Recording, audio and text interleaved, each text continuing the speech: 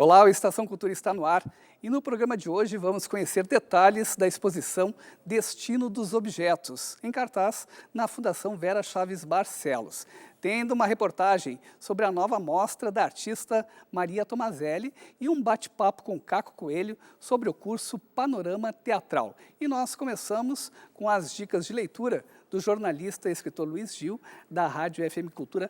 Oi, Gil, e hoje você começa com um romance. Exatamente, o Galveston, do Nick Pizzolato, né, da editora Intrínseca, que tem uma tradução do Alexandre Raposo. É interessante, Newton, que esse livro, quando foi lançado em 2010 nos Estados Unidos, ele já chegou assim, fazendo muito sucesso, ganhou prêmios, inclusive, né? E é uma literatura policial, um romance policial. É a história do Roy Caddy, que é um capanga, né? Um sujeito que trabalha para uns mafiosos, lá, gente do submundo, né? Um belo dia ele descobre que tem uma doença bem grave e, ao mesmo tempo, descobre também que o chefe quer eliminá-lo, né? Ele consegue fugir dessa situação e, por uma série de circunstâncias, leva junto uma menina, uma moça, e os dois acabam desenvolvendo uma amizade e o livro trata disso, né? Dessa fuga deles para essa cidade, Galveston, no Texas. E é muito bacana, claro, para quem gosta do gênero policial, né, tem bastante ação, bastante violência, mas o final até tem um contraponto a isso tudo, um final realmente bem bonito, assim, poético, dá para se dizer. Gil, e agora a gente vai ver uma novela que é ambientada aqui no estado. Exatamente, Ícaro Quer Voar, do Valmor Santos, né, um lançamento da editora WS. É a história de um menino, o Ícaro, né, ele mora no interior do estado, numa cidadezinha, a situação dele é bem difícil, ele perdeu os pais, vai mal na escola e a ideia dele é sair dessa cidadezinha e modificar a sua vida.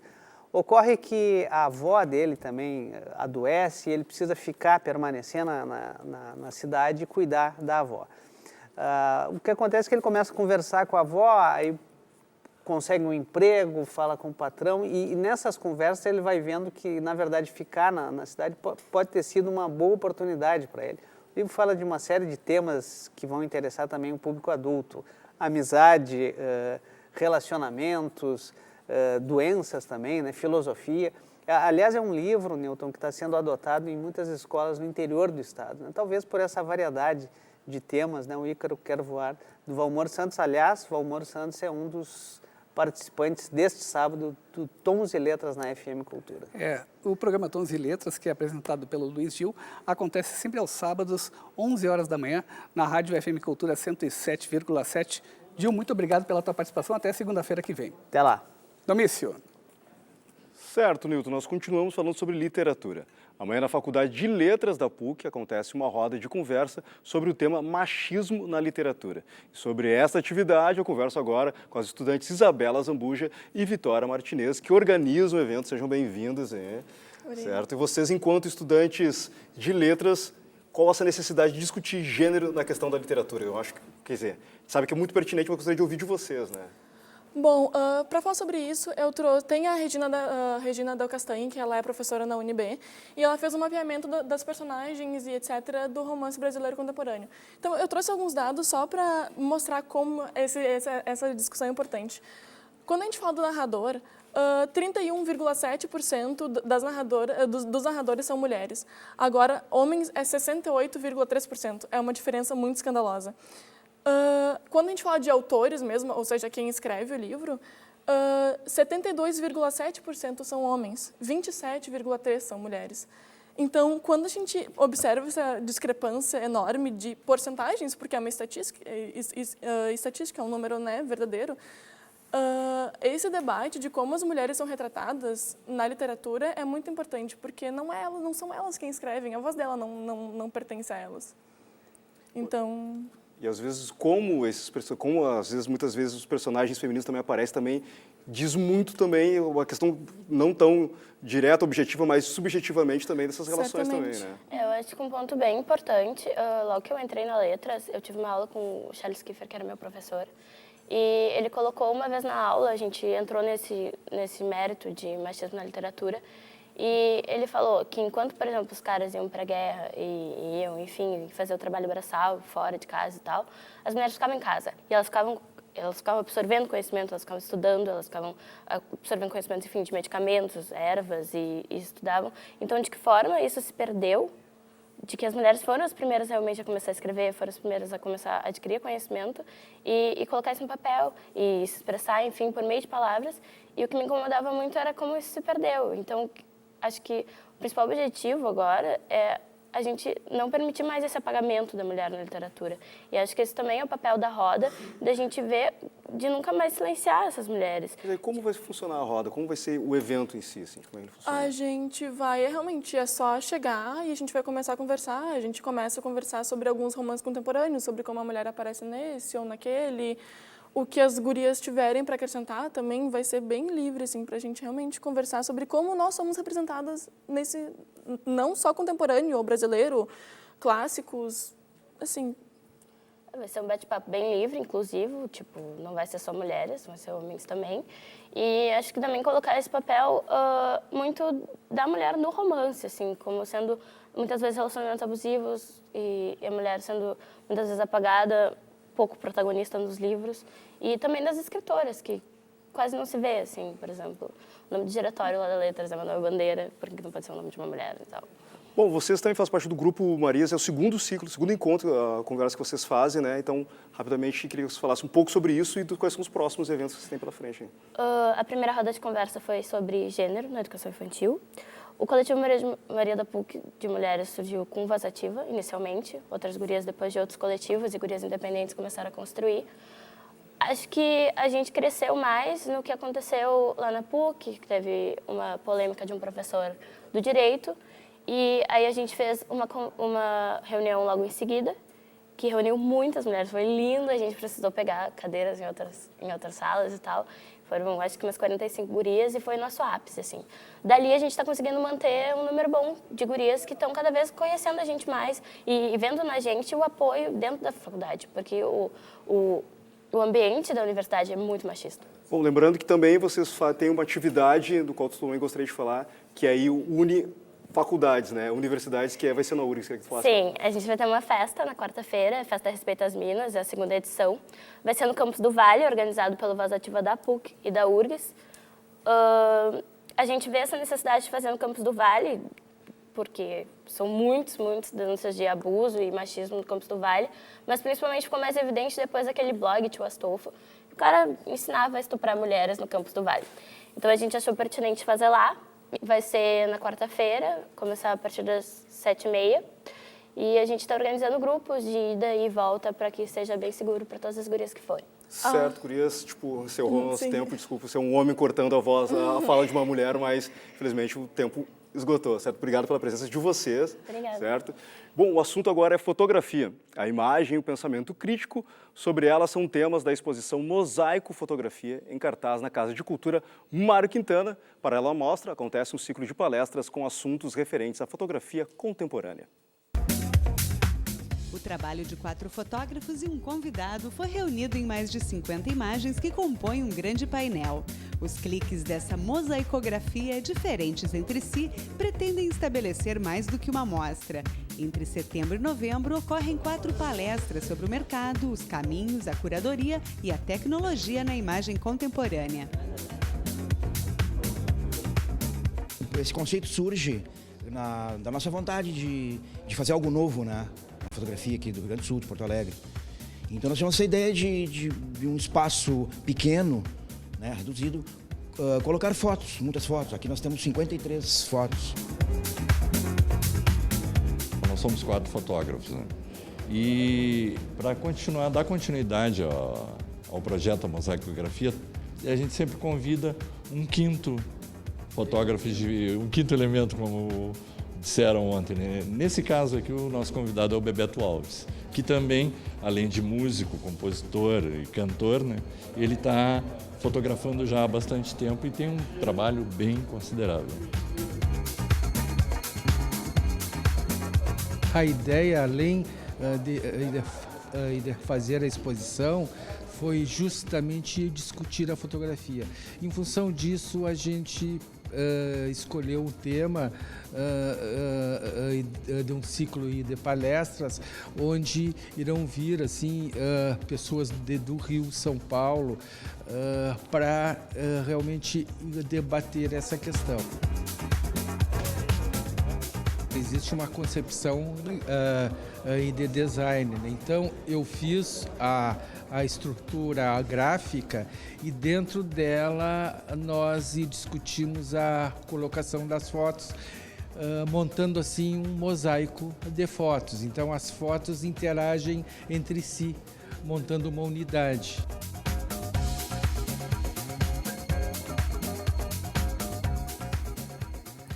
E você encontra mais informações sobre a mostra em facebook.com/mosaicografia. E nós continuamos com artes visuais. Com cerca de 50 artistas, a exposição Destino dos Objetos aborda um tema recorrente na arte contemporânea, que é o colecionismo. E eu converso agora com o curador da exposição, Eduardo Veras. Tudo bem? Tudo bem, Vamos começar Newton. demarcando um pouco esse conceito, né? Colecionismo, o que é exatamente? Tá bom. Olha só, acho que nesse enfoque, né, que eu pensei para essa exposição, acho que o colecionismo tem a ver com algo muito simples, que é algo cotidiano na vida de qualquer pessoa, que é essa pulsão assim de juntar coisas, né? Todos nós colecionamos alguma coisa de alguma maneira, mesmo sem que a gente perceba que faz isso, né? E acho que no caso dessa exposição tinha um sentido talvez duplo, que era partir da própria coleção da Fundação Vera Chaves, das coleções que existem na Fundação, e ao mesmo tempo procurar trabalhos em que aparecesse no fazer dos artistas esse gesto de acumular coisas, de valorizar um objeto, né, que é comum a todos nós. No caso das coleções que estão no acervo da Fundação Vera Chaves Barcelos, quais foram as obras que você pensou? Algumas delas, Tá claro. bom. Olha só, na verdade aqui foi um esforço grande de dar um recorrido em toda, né, a coleção. Como eu queria fazer algo sobre a coleção, eu tive que primeiro olhar tudo que existia lá, e há muita coisa, são mais de 2.000 itens, assim. Me chamou a atenção algo que eu não sabia, mas que talvez fosse óbvio, mas que eu não sabia, que boa parte, talvez o germe inicial da coleção, é a produção dos anos 70 de publicações de artistas e arte postal, que é algo que a própria Vera foi juntando e acumulando naquele período, talvez ainda sem nem pensar em uma coleção, né? Mas foi coisas que ela foi guardando e que eram vivas naquele momento, né? E que acabam hoje, enfim, entrando para um acervo de uma instituição. Então, para mim, isso foi uma surpresa, assim. Então, a exposição ela dá um pouco conta disso, mas também traz obras de outros artistas, né? Já que essa coleção cresceu, tem muita produção contemporânea de artistas locais, brasileiros, estrangeiros. A Vera tem uma boa coleção também de arte espanhola contemporânea, né? Isso não está compartimentado dentro do acervo, mas acaba sendo contemplado, né, na exposição de diferentes maneiras. Eduardo, e no caso dos artistas, né, no gesto, no momento da criação, né, como é que aparecem essas questões de coleção, por exemplo, na repetição de um artista, né, na repetição de um gesto ou de um traço? Isso, eu acho que aparece de diferentes maneiras. Eu diria que tem duas principais, assim, ou pelo menos nas obras que eu examinei, que faziam parte desses acervos, me chamaram a atenção. Uma delas é quando o artista escolhe um objeto e diz assim, isso me interessa, isso é um objeto importante, por algum motivo, e depois começa a procurar outros que conversam com aquele de alguma maneira. E o outro vetor seria um pouco esse que tu mencionas, que é quando há um gesto repetitivo, que pode ser desde ficar fazendo pontos, ficar fazendo linhas ou ficar acumulando coisas que conversam, que têm alguma afinidade, né, umas com as outras, mas que são sempre diferentes, né? Acho que a ideia da coleção, um pouco de uma coleção infinita, né? A coleção ela tem uns nortes, assim, né? Eu vou colecionar daqui até aqui, né? Ela pode continuar crescendo, mas ela tem sempre alguma delimitação, né? Enfim, como outras atividades cotidianas da vida da gente, sem a gente perceber bem isso ou não, né? Legal, Eduardo, muito obrigado pela tua participação aqui na Estação Cultura. Lembrando, então, que a exposição Destino dos Objetos fica até o dia 12 de dezembro na Fundação Vera Chaves Barcelos, em Viamão. O Estação Cultura vai para um rápido intervalo e volta em seguida. É um instante só.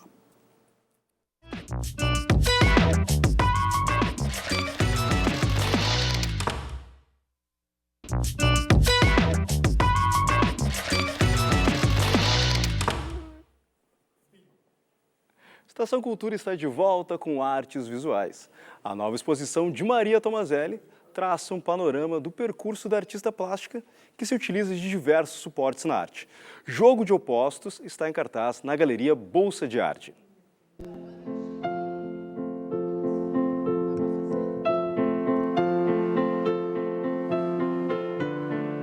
É mais ou menos uma síntese, onde eu mostro o Brasil lindo, maravilhoso, que me acolheu, e o Brasil profundo, horrível no momento, mas não um Brasil sem solução. Então eu fiz o jogo dos opostos. Ela costuma assinar suas obras só com as iniciais do sobrenome.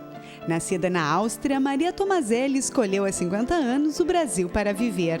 Eu fiz é o lado direito da galeria, quem entra, é o lado trágico, é o lado esquerdo, é o lado mais lúdico, mais musical, mais colorido, mais assim, esperançoso.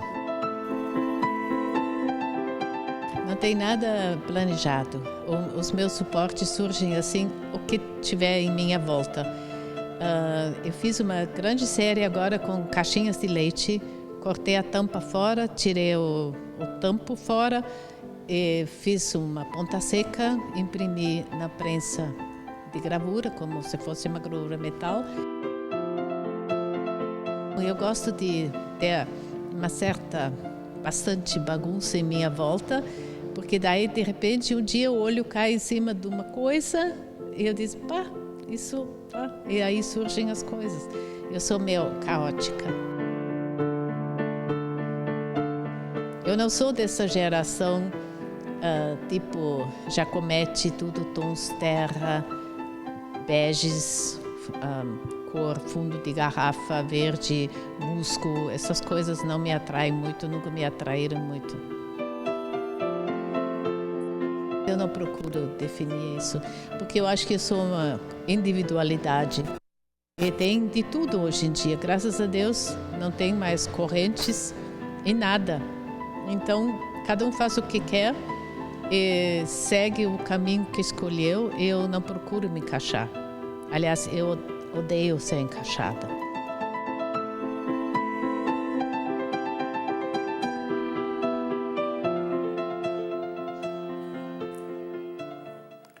Os pilares das artes cênicas no Ocidente são tema do curso Panorama Teatral, que o diretor e pesquisador Caco Coelho vai ministrar em outubro no Espaço Aldeia. E o Caco está aqui para falar com a gente sobre essa atividade. Caco, quem são essas bases, né, do teatro contemporâneo, do teatro ocidental? Na realidade, eu estou fazendo a sugestão, né, é de que a gente enxergue isso através de 4 cortes, né? 4 cortes que, na realidade, são cortes definidores do conceito da própria humanidade, do conceito da universalidade, né? A gente vai falar. E, na realidade, a ideia, tanto que eu prefiro que não seja a ideia de um curso, é um painel no sentido de uma prática de conhecimento. Então, a gente vai falar, vai interagir sobre os gregos, sobre Shakespeare, sobre Brecht e sobre Nelson. Nelson Rodrigues. O nosso Nelson Rodrigues, entende? Que é um precursor, na realidade, de uma nova estética que surgia. Entende? O mundo inteiro passa a abandonar o sentido da reprodução, da arte romântica, do individualismo, né? E passa a praticar a estética que o velho professor Gerd gostava de nos apontar como a estética da linguagem. Dentro dessa estética da linguagem, o Nelson vai ser um precursor não apenas aqui. Né? Aqui, na realidade, dão esse cunho de inventor do teatro. Na realidade, ele não é um inventor do teatro brasileiro. O teatro existia, o que não existia era o Brasil dentro do teatro, né? E ele vai utilizar um mecanismo que é absolutamente o mecanismo que passa a se utilizar no mundo. Ele chega a ser contemporâneo do Pirandello, mas é pouco depois da invenção do Pirandello do teatro teatral, entende? Onde o teatro ganha uma outra forma, onde ganha um outro sentido. O professor Sábado gosta de dizer, porque está aí vivo São Delombo, é um realista que tem horror à realidade. Este elo de loucura, esse trampolim que o Nelson usa na realidade, vai ser o introído, se quisermos entender, do teatro absurdo. Entende? Por exemplo, Doroteia é anterior à obra do Beckett. Entende? E ali está todo o ambiente absurdo expressado. Caco, são questões, né? Tempos, por exemplo, como o teatro grego, Shakespeare, Brecht e Nelson Rodrigues, né? São todos campos, né, que continuam hoje influenciando muito o teatro contemporâneo. Né? Eles são alargadores, na realidade. Né? O grego é o inventor disso na medida em que traz da oralidade para o teatro formal, constitui o teatro formal, mas naquela arte da imitação, né? Quer dizer, aquelas coisas que o grego traz do punitivo, né? Por exemplo, a ideia do Édipo, que é, digamos assim, um dos mais, se não o mais conhecida das tragédias, né? Depois de ter casado com a mãe, o grego sabia que ele ia ser punido, né? Na história oral não há punição, né?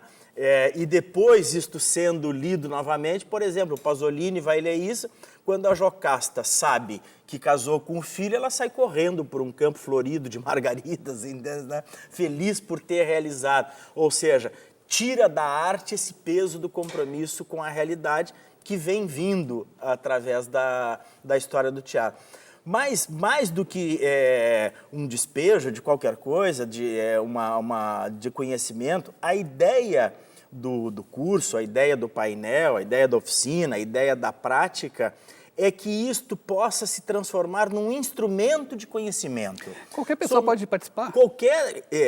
Eu gostaria que bastante gente, a gente vai fazer um grupo reduzido para que se possa ter justamente esse instrumento de transformar isto numa habilidade.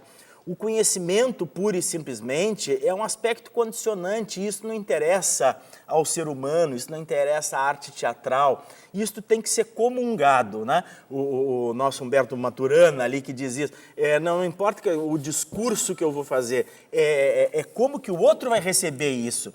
Então, por isso que a gente quer dar um sentido prático, na realidade é um guion de estudo, não é uma cátedra. Não vou falar um discurso pronto, alguma coisa que está estudada e sacramentada, não. É uma pista, são caminhos que isto pode. Eu tive a oportunidade de, quando eu fiz a minha trajetória lá no Rio de Janeiro, a gente teve a oportunidade de viver grandes processos coletivos de estudo. Então, nós fizemos o que foi o maior ciclo de estudos do Nelson, o maior ciclo de estudos do Brecht. Cheguei aí à Alemanha para concluir esse processo, mas eram processos coletivizantes de transformar este conhecimento num instrumento prático. Não é uma coisa que o cara vai aprender o que eu sei sobre isto. Isto pouco importa o que eu sei sobre isso. É que caminhos tem de tu te apropriares desse conhecimento. Essa que é a ideia desse painel. Legal, Caco. Muito obrigado pela tua participação. É um privilégio enorme estar aqui com um querido amigo, estar aqui nesta casa, nesta estação de fazer cultura. É uma alegria sempre. Muito obrigado. Lembrando que as inscrições podem ser feitas pelo e-mail aldeia252@gmail.com.